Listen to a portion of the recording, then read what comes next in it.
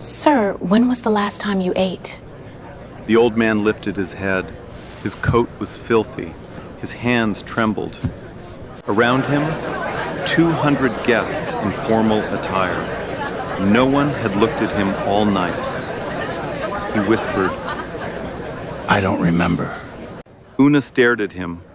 2 loaves of bread in her apron, one for herself, one for her grandmother at home, ill with lupus, waiting. That was all they had tonight. She looked at the bread, then at him, her grandmother's face, the empty fridge, the unpaid prescriptions. Her hand hesitated. Then she placed both loaves of bread in front of him. Please eat. The 200 guests ignored the man. Only one person stopped, a poor black girl. But what she didn't know about him would change her life forever. 12 hours earlier, Una Green's alarm went off at 4:45 a.m. Not because she wanted to wake up, but because she couldn't afford not to. She had 2 jobs. Neither one paid enough. Together, they barely kept the lights on. She rolled off a mattress on the floor. No bed frame, just a fitted sheet tucked around the corners, and walked barefoot across the cold linoleum to the bathroom. The mirror had a crack running down the left side. She brushed her teeth, tied her hair back tight, and stared at herself for exactly 3 seconds. That was all the time she gave herself in the morning. 3 seconds. Then move. The apartment was small.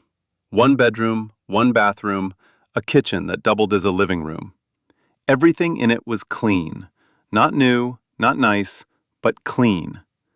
Una kept it that way because her grandmother Betty always said, poverty is a circumstance, dirty is a choice. Betty Moore sat in her recliner in the corner, 69 years old, oxygen tube under her nose, a thin blanket across her lap even though it wasn't cold, because lupus made her body feel things that weren't there.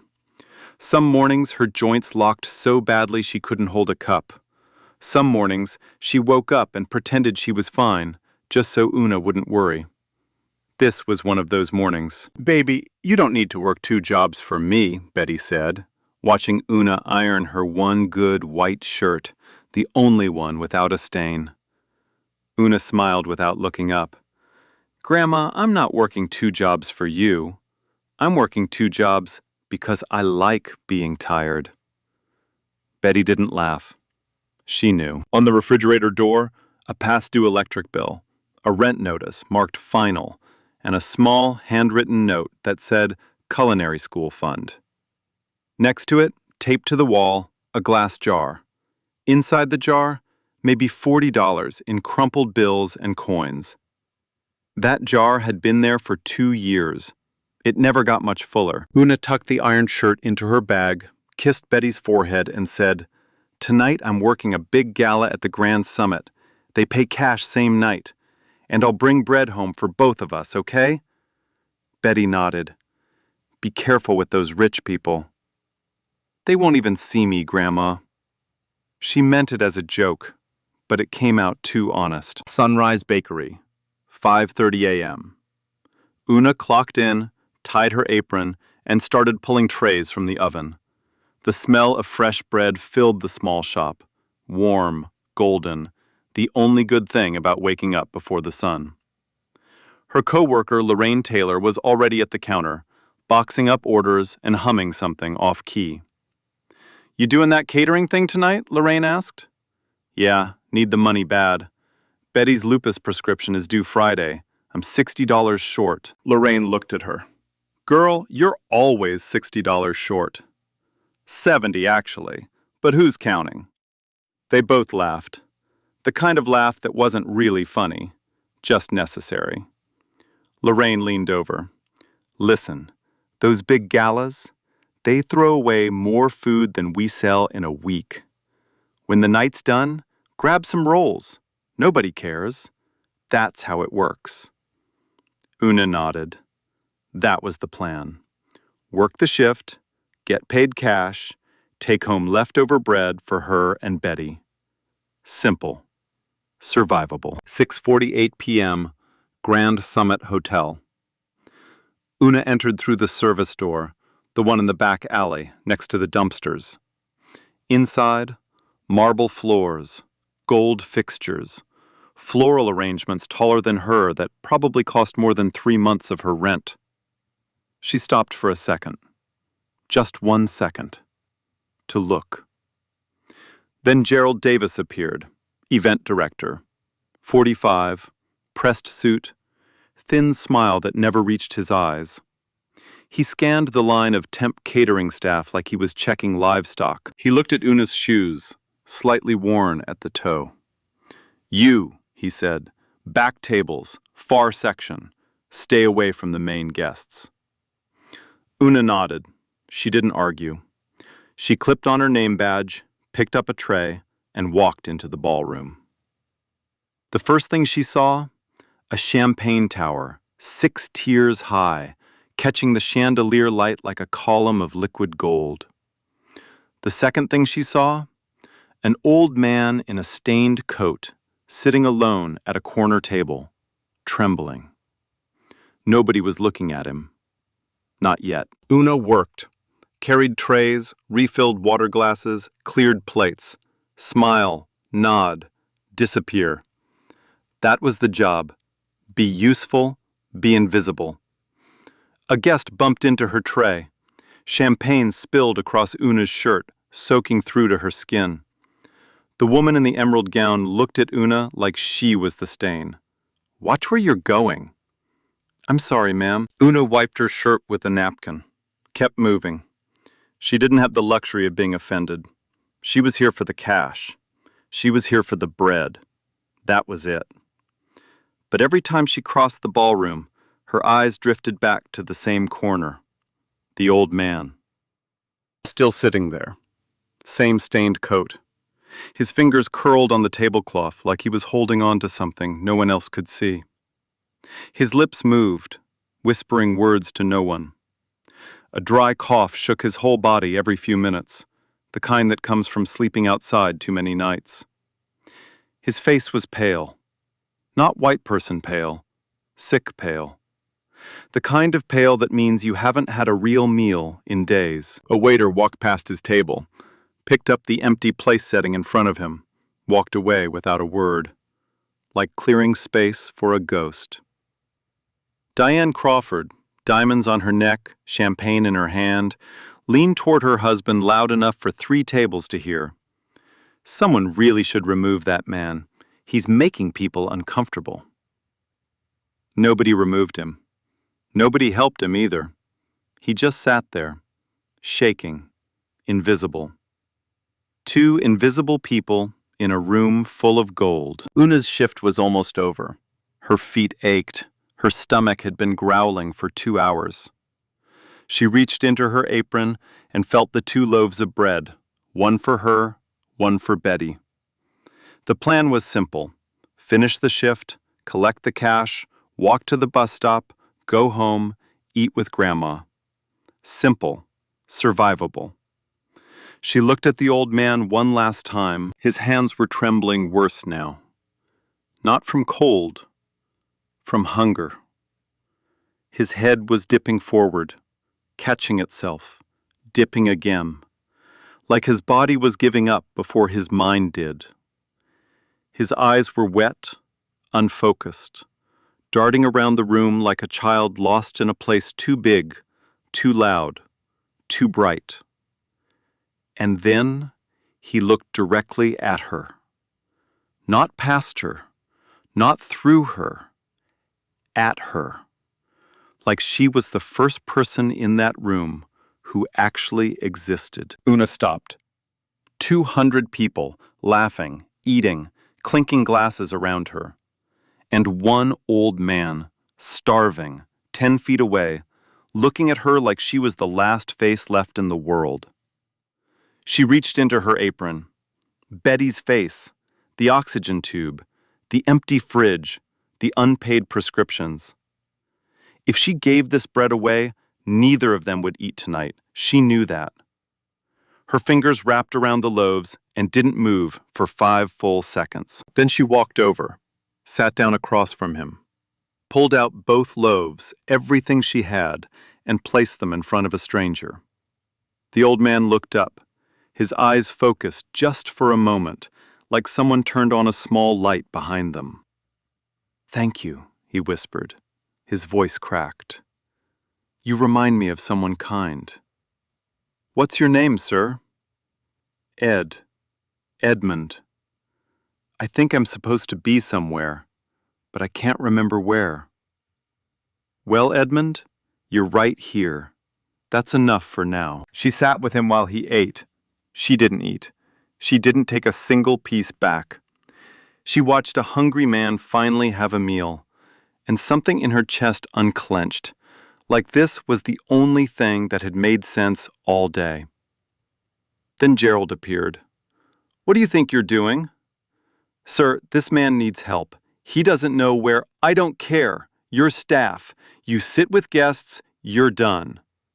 Gerald turned to Edmund. "You're not on the guest list. Leave, now." Edmund tried to stand. His legs buckled. He grabbed the table edge and missed. Gerald snapped at security. "Both of them. Back door." Una caught Edmund's arm before he hit the floor. The bread tumbled off the table.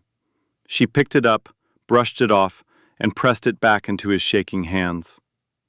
Security walked them through the kitchen, past the dishwashers, past the dumpsters, out the service exit. The door slammed shut.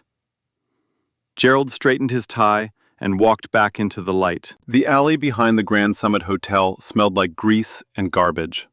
A single bulb above the service door flickered yellow, barely enough light to see 3 feet ahead. Edmund stood next to Una, swaying. His legs hadn't fully recovered from nearly collapsing inside. His coat hung off him like it belonged to a bigger man, a man he used to be.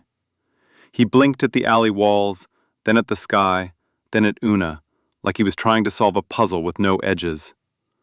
Where am I?" "We're outside the hotel, Edmund. They asked us to leave." "Hotel?" He looked at his hands. "I don't remember a hotel." A dry cough tore through his chest, then another. He bent forward, bracing himself against the brick wall, his whole body shaking. When the coughing stopped, he stayed bent over. Like straightening up took more energy than he had left. Una looked down the alley toward the street. Her bus stop was 4 blocks east. If she walked fast, she could catch the 11:15 and be home by midnight. Betty would be asleep. The fridge would still be empty. But at least she'd be safe, in her own bed, with another day to figure things out. She looked at Edmund. He was staring at the ground, completely still. A 74-year-old man in a dark alley at 10-something at night, with no phone, no wallet, no idea where he lived. If she left him here, what would happen? Who would come? Nobody came for him inside that ballroom. Nobody was coming out here either. "Edmund, do you remember where you live?" He shook his head slowly. His eyes were wet. "Is there someone I can call for you? Family? Anyone?" "I think I had a daughter. I think." His voice trailed off. He touched his coat pocket. The bread was still there. He held it like it mattered more than anything he owned.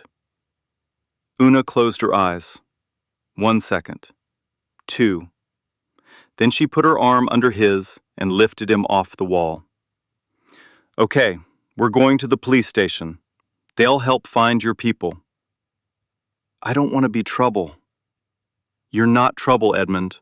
Come on, lean on me." The nearest station was 8 blocks west, the opposite direction from her bus stop. She had no money for a cab.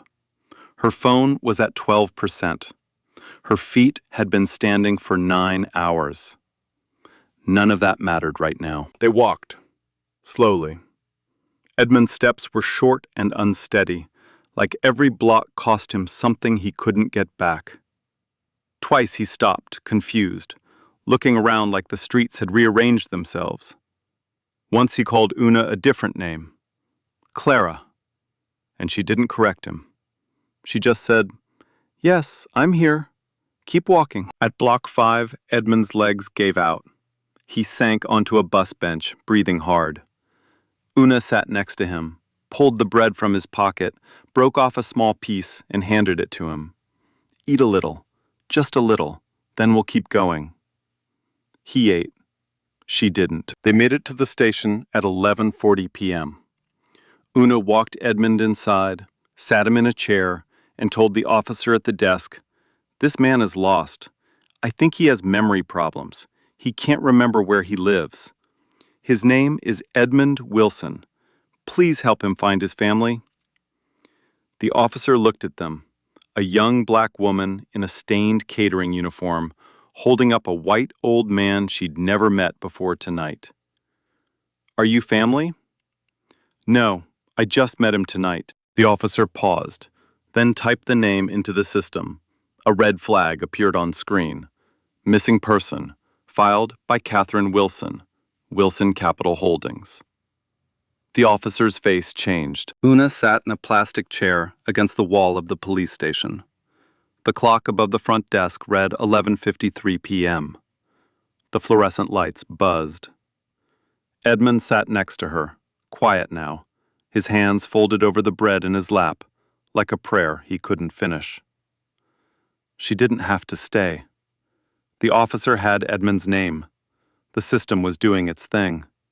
She could walk out right now, catch the last bus if she ran, and be home before Betty woke up wondering where she was. But Edmund's hand was shaking again, and every few minutes he turned his head toward Una, just slightly, like he was checking if she was still there. So she stayed. An officer brought Edmund a cup of water. Una thanked him. Edmund didn't drink it. He just held the cup with both hands, feeling the warmth. Una reached over and steadied the cup so it wouldn't spill. "Edmund, your family is coming. You're going to be okay." He looked at her. For a second, his eyes were sharp, really sharp, like the fog lifted just long enough for him to see her clearly. "You're a good person," he said. Then the fog came back. He looked at the cup like he'd forgotten how it got there. At 12:35 a.m., a man in a dark suit walked through the station doors. Philip Anderson, private investigator, hired by Catherine Wilson 3 years ago to find her father. He'd been searching ever since. Shelters, hospitals, morgues, John Doe reports across 6 states, and now a police station in downtown Atlanta.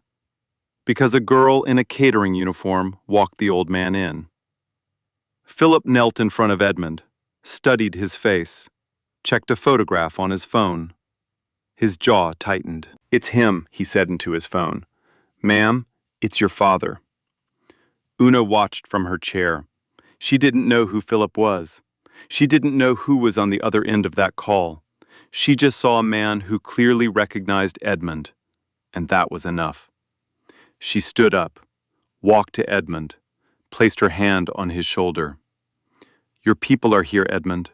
You're going home." Edmund looked up at her. He held out the bread. What was left of it, crumbled, pressed flat from being carried all night. "Take it back," he said. "You need it." Una shook her head. "That's yours. You keep it." She turned to the officer at the desk. "He's been coughing a lot tonight. Please make sure they check him out." Then she walked to the door. Philip called after her. "Miss, wait. Can I get your name? A phone number?" Una stopped. She thought for a second. "I'm just glad he's okay." She pushed the door open and stepped out into the night. 12:51 a.m. No bus. No money for a cab. 12% battery. Not worth wasting on a call. Una Green walked home. Alone. 8 blocks back the way she came, then 4 more past her bus stop, then 6 more to her building. Her feet burned with every step. Her stomach was hollow. The night air was cold on her still damp shirt. She got home at 1:34 a.m. Betty was asleep. The fridge was still empty. Una drank a glass of water, changed out of her stained shirt, and lay on the mattress on the floor. She didn't cry.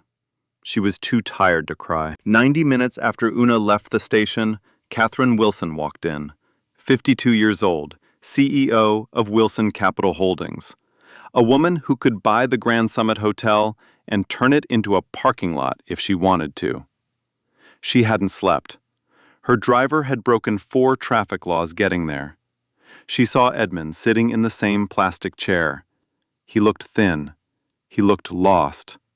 He looked like 3 years of streets and shelters and forgetting had worn him down to almost nothing. Catherine knelt on the station floor and took his hands.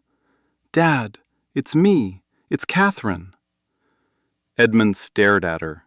His eyes searched her face, reaching for something, some thread of recognition.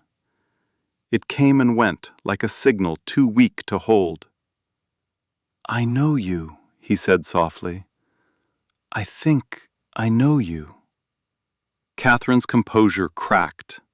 She pressed her forehead against his hands and stayed there. Then she looked up. "Who brought him here?" The officer checked his notes. A young woman, black, early 20s, wearing a catering uniform. She walked him here on foot, stayed over an hour, wouldn't leave her name or number, just asked us to make sure he got medical attention. Catherine stared at the officer. "She walked him here?" 8 blocks, ma'am, on foot, in the middle of the night. Catherine looked at the bread crumbled in Edmund's lap. Not gala food, not catered, plain bread rolls, the kind you'd find at a neighborhood bakery. "Who is she?" The officer flipped back a page. She did mention her first name, Una. The next morning, Catherine called the Grand Summit Hotel. She wanted to thank whoever had helped her father at the gala, to find this girl named Una, to understand what happened. The call was routed to Gerald Davis. Gerald cleared his throat and delivered his version, smooth, practiced, concerned. "When I noticed the gentleman seemed disoriented, I personally intervened to ensure his comfort and safety. I arranged for him to be looked after before he left the premises. It's our standard of care here at the Grand Summit." He did not mention Una. He did not mention firing her. He did not mention dragging Edmund out through the service door next to the dumpsters. Catherine was moved. She asked for Gerald's full name and mailing address. 3 days later, a check arrived at his apartment, $25,000, a personal thank you from Catherine Wilson. Gerald deposited it the same afternoon. But something nagged at Catherine. A detail that didn't fit. Gerald said he'd arranged for Edmund to be looked after, but the police report said a young woman, not hotel staff, not security, had walked Edmund to the station on foot. If Gerald had handled everything, why was her father wandering the streets with a girl in a catering uniform? Catherine picked up the phone and called Philip Anderson. "I need you to pull the security footage from the Grand Summit. Every camera, every angle, the full night." Philip said, "What are we looking for?" Catherine paused. The truth. Philip pulled every frame. Lobby cameras, ballroom angles, service hallway, back alley, parking lot. He laid the footage out on a timeline, minute by minute, and let it speak. 8:47 p.m. Una approaches Edmund's table, sits down, places 2 loaves of bread in front of him. 8:54 p.m. Gerald confronts Una, calls security. 8:56 p.m.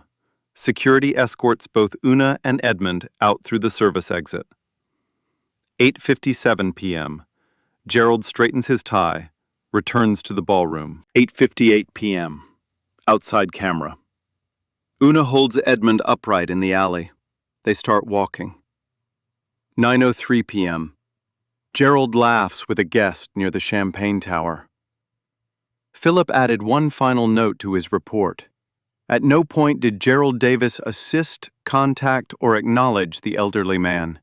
The only person who helped Edmund Wilson that night was the woman Gerald fired for doing it.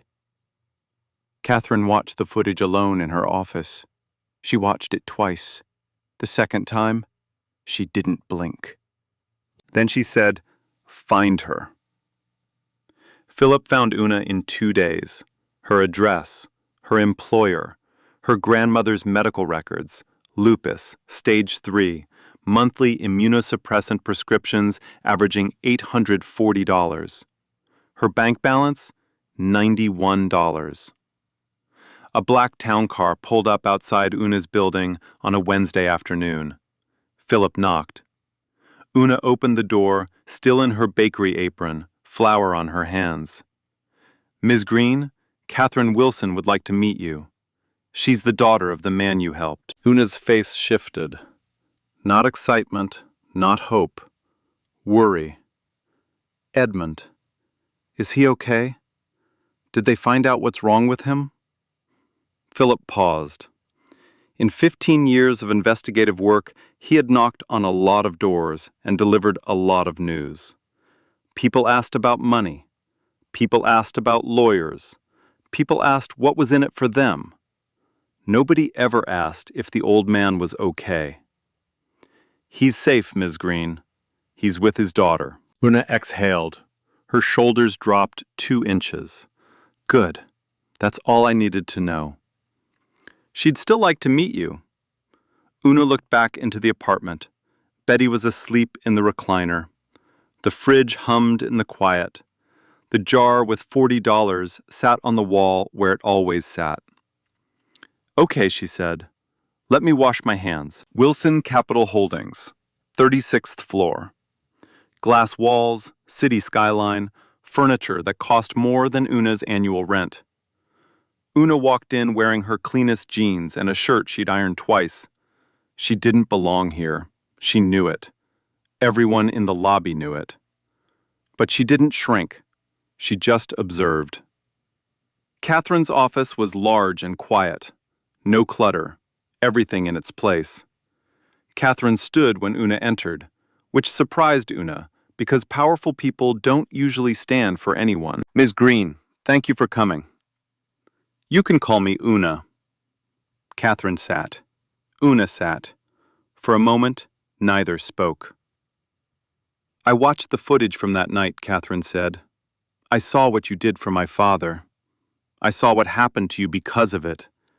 And I saw what you did after, walking him 8 blocks in the dark to make sure he was safe." Una nodded. She didn't add anything. "I want to repay you." "You don't owe me anything, ma'am. You lost your wages that night. You lost your job. You've been blacklisted from the catering agencies, all because you helped a man no one else would look at." Una was quiet for a few seconds. Then she said, "I didn't help your father because of who he is. I helped him because he was hungry and lost. That's it. I'd do it again tomorrow." Catherine leaned forward. "Then let me at least fix what was broken. Not as a reward, as what should have happened." Una looked down at her hands. She thought about the jar with $40, the fridge, the prescriptions. "My grandmother has lupus. Her medication is due Friday. I'm short. If you want to help, that's the only thing I'm asking for." Catherine wrote a check for $10,000. Not a reward, a correction. She handed it to Una and said, "This covers the medication, your lost wages, and the rent I know you're behind on. I had Philip look into it. I hope that's okay." Una took the check. She didn't gush. She didn't cry. She folded it carefully, put it in her pocket, and said, "Thank you. I mean it." For 1 week, Una breathed. She paid 2 months of back rent. She filled Betty's prescription. The pharmacist's eyebrows went up when Una paid in full for the first time in a year. She bought groceries, real groceries, eggs, vegetables, chicken, bread. She baked Betty a small cake on Tuesday night for no reason, and Betty laughed so hard she started coughing. Lorraine asked her what happened. Una said, "Somebody helped me back." She didn't say more. She didn't need to. For 1 week, things felt almost okay. Then Gerald Davis found out. It started with a phone call from a colleague at another hotel. "Hey Gerald, someone from Wilson Capital has been asking about you, about the gala night. What's going on?" Gerald's stomach dropped. He hung up and sat in his office for 20 minutes thinking. Not about what he'd done, about how to make sure no one found out. He picked up the phone and called the catering agency that had supplied Una. He spoke to the manager directly. His voice was calm, professional, convincing. "I need to flag a former temp worker, Una Green. She was terminated for unprofessional conduct, harassing a guest, refusing to follow protocol, creating a disturbance. I'd recommend updating her file and notifying your partner agencies." The manager hesitated. "We didn't receive a formal report at the time." "I'm sending one now, backdated to the night of the event. HR oversight. You know how these things slip through during large galas." He typed up the incident report that afternoon. Professional language, official letterhead, every word a lie. Then he made a second call, to a contact at a local tabloid blog. He fed them a story, off the record. A struggling caterer had targeted a confused elderly man at a gala, staged a fake act of kindness, and used it to extract money from the man's billionaire daughter. A calculated con. A sob story, weaponized. The headline went up 2 days later. Catering worker cons billionaire heiress with bread roll sob story. Inside the scam that fooled Catherine Wilson. The article twisted everything. It said Una had researched Edmund beforehand, that she knew exactly who he was, that the bread was a prop, the tears were rehearsed, and the $10,000 check was the real goal all along. It went semi-viral, shared on local Facebook groups, picked up by 2 more gossip sites. Comment sections filled with people who had never met Una, calling her a scammer, a fraud, a con artist. Una saw it on Lorraine's phone during their morning shift at the bakery. Lorraine tried to close the screen, but Una had already read the headline. She read the whole article, standing in the back room, next to the bread oven, still wearing her apron. Her hands didn't shake. Her face didn't change. She just read it. Every lie, every invented detail, every quote from an anonymous hotel source. And when she was done, she put the phone down and went back to work.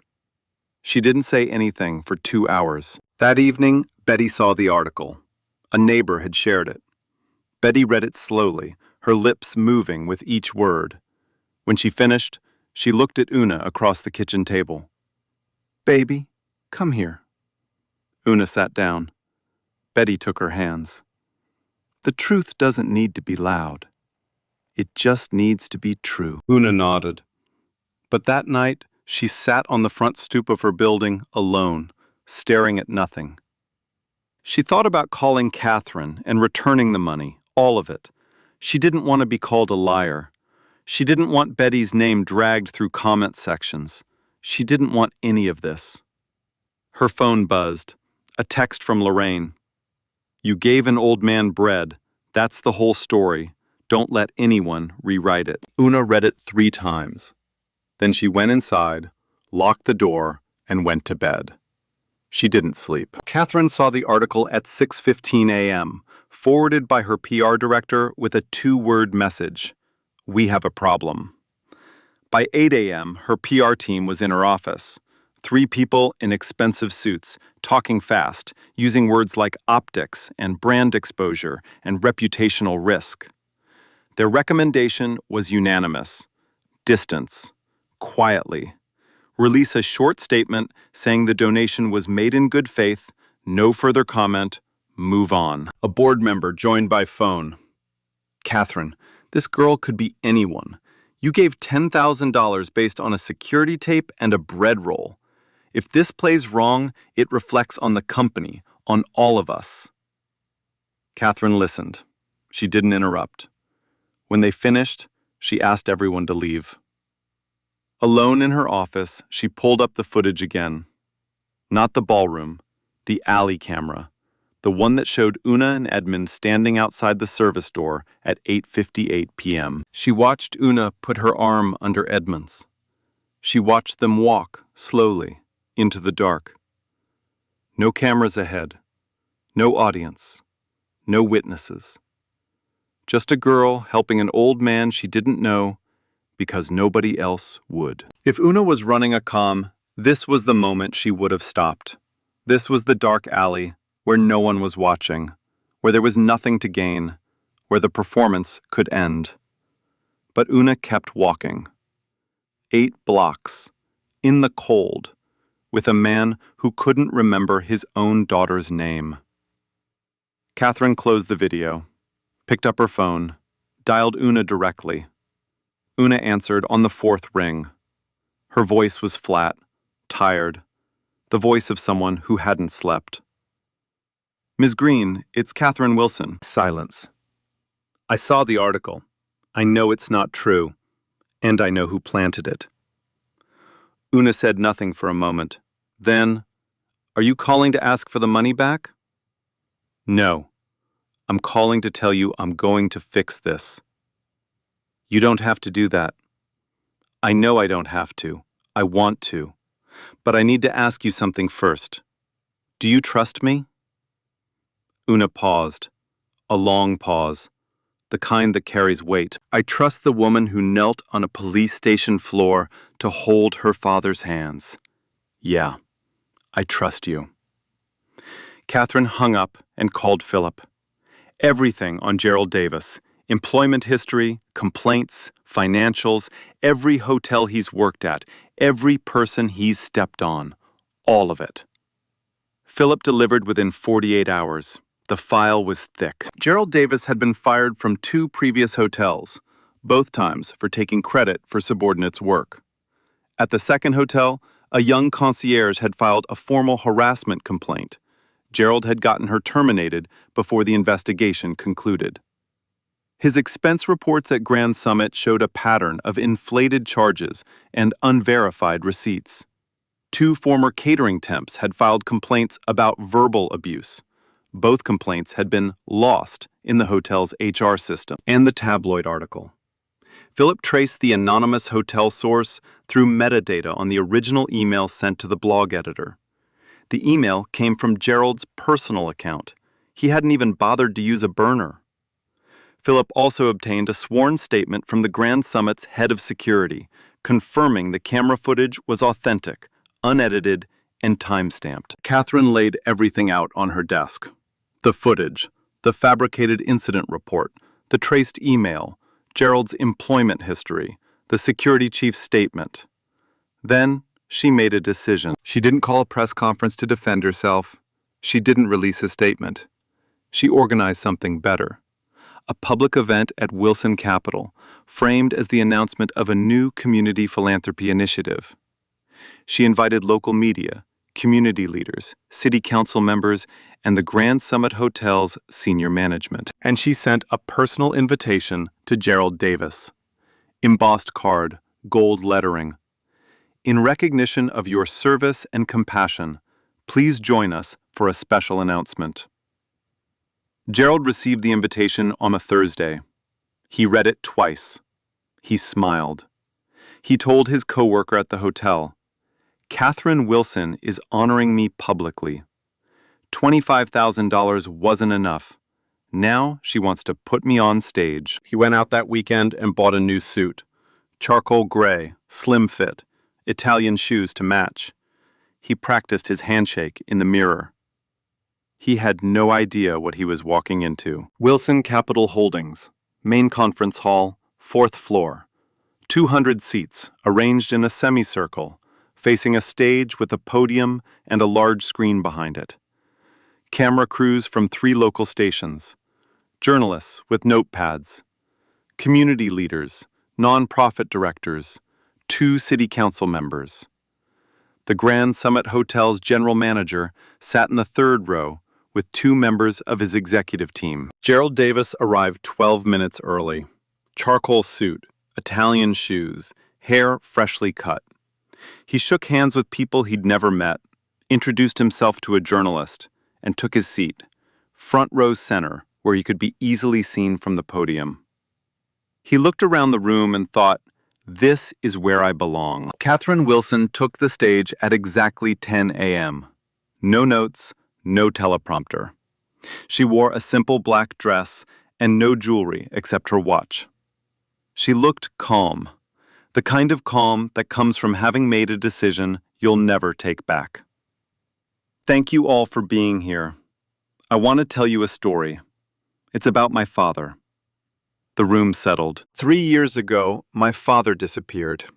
His name is Edmund Wilson. He's 74 years old. He suffers from early onset dementia, and one day he walked out of his care facility and we couldn't find him. For 3 years, I searched. My investigators searched. We contacted shelters, hospitals, police departments in 6 states. Nothing. She paused. The room was silent. 3 weeks ago, my father was found. He was sitting alone at a charity gala at the Grand Summit Hotel, confused, hungry, shaking. Over 200 guests attended that event. Not one of them helped him. Not one of them offered him food or water. Not one of them asked if he was okay. Gerald shifted in his seat. He adjusted his tie. He was waiting for the part where Catherine mentioned him. But one person did. Gerald sat up straighter. A 23-year-old catering worker. A temp. She was working that gala to earn cash, same-night pay, because her grandmother's lupus medication was due and she couldn't afford it. She had 2 loaves of bread in her apron, one for herself, one for her grandmother. That was their entire dinner. Catherine let that sit. She gave both loaves to my father, a man she had never met. She gave away the only food she and her sick grandmother had that night, for a stranger. A few people in the audience looked down at their hands. And then she was fired for it. The room stirred. She was escorted out of the building, along with my father, through the service exit, next to the dumpsters. And then, with no money, no phone battery, no ride, she walked my father 8 blocks in the dark to the nearest police station. She stayed with him for over an hour until his identity was confirmed. Then she walked home, alone, at 1 a.m, without leaving her name. Catherine looked at the room. I want to show you what happened that night. The screen behind her lit up. The footage played. No edits, no music, just timestamps and truth. 8:47 p.m. Una sits down across from Edmund, places 2 loaves of bread in front of him. 8:54 p.m. Gerald Davis storms over, points at Una, calls security. 8:56 p.m. Security escorts Una and Edmund through the service hallway, past the kitchen, out the back door. 8:57 p.m. Gerald Davis adjusts his tie, walks back into the ballroom, picks up a glass of champagne. 8:58 p.m. Outside camera. Una holds Edmund upright in the alley. They begin walking into the dark. The footage ended. The screen went black. The room didn't move. Gerald's face had gone white. Not nervous white. Not embarrassed white. Empty white. The kind of white that happens when a man realizes the ground he's standing on was never solid. Catherine turned back to the audience. After that night, I contacted the Grand Summit to thank whoever had helped my father. I was told by the event director, Mr. Gerald Davis, that he personally noticed my father's distress and ensured his safety. He accepted a $25,000 personal thank you check from me for his compassion. She paused. He did not mention Una Green. He did not mention that he fired her. He did not mention that he had my father removed from the building. And when I began asking questions, Mr. Davis fabricated a disciplinary report, backdated, accusing Ms. Green of harassing a guest. He had her blacklisted from every catering agency in the city. And then he contacted a tabloid blog and planted a story calling her a con artist. Catherine held up a folder. I have the original security footage, authenticated by the Grand Summit's own head of security. I have the fabricated incident report with its backdated timestamp. I have the email Mr. Davis sent to the blog, traced to his personal account. And I have statements from 2 former hotel employees who experienced similar behavior from Mr. Davis at previous positions. She set the folder on the podium. I want to say one thing, and I want everyone in this room to hear it. She looked directly at Gerald. Kindness doesn't ask for a resume. It just shows up. Gerald stood. His mouth opened. Nothing useful came out. He looked around the room for a friendly face. There were none. The Grand Summit's general manager was already on his phone. 2 seats away, a journalist was recording. I can explain. The situation was more complicated than... Mr. Davis, the Grand Summit general manager said from the 3rd row, without standing. Don't. Your contract is terminated, effective immediately. Legal will be in contact. Gerald looked at the door. He looked at Catherine. He looked at the camera pointed at his face. Then he walked out. No one followed. No one needed to. The room exhaled. Catherine turned toward the side entrance and nodded. Una stepped out. She was wearing a blue blouse Lorraine had lent her that morning. Her hands were clasped in front of her. She looked like she wanted to be anywhere else. Catherine didn't make a spectacle. She walked to Una, stood beside her, and spoke to the room. Una Green didn't help my father because of who he was. She helped him because of who she is. Catherine announced the Una Green Opportunity Grant, a full scholarship to the Culinary Institute of Una's choice, plus a $50,000 community fund in Una's name, dedicated to families facing food insecurity in the city. The room applauded. Una stood still. She breathed. She nodded. Then she leaned toward the microphone. Can I say something? Catherine stepped aside. Una looked at 200 faces looking back at her, the same number as the gala, but this time they were looking at her. That night, I wasn't being brave. I was just being a person. We should all just try to be people to each other. She stepped back. The room stood. 3 weeks later, Maplewood Memory Care Residence, a quiet building on the east side of the city, with wide hallways, warm lighting, and a garden out back where the patients sat in the mornings when the weather was kind. Catherine had chosen this place herself. No waiting list, no shared rooms. A team that knew Edmund's name, his routines, the way he liked his toast cut in triangles for reasons he couldn't explain anymore. Una visited on a Saturday. She brought bread, not from a gala, not from a store. Bread she had baked herself that morning at Sunrise Bakery, before her shift started, using the oven while Lorraine pretended not to notice. Edmund was sitting in the garden, a blanket across his lap. His hands were steadier now. His color was better. 3 weeks of meals, medication, and people who actually looked at him had done what 200 guests in a ballroom never bothered to try. Una sat beside him. She placed the bread on the small table between them. Edmund looked at it, then at her.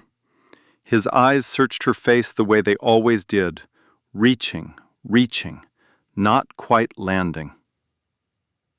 You remind me of someone kind, he said. Una smiled. You told me that before, Edmund. Then it must be true. They sat together for an hour. Una told him about the bakery, about Betty, about how she was going to start culinary school in the fall. Edmund didn't track all of it. But he listened. He nodded in the right places. And when Una got up to leave, he reached out and held her hand for a moment.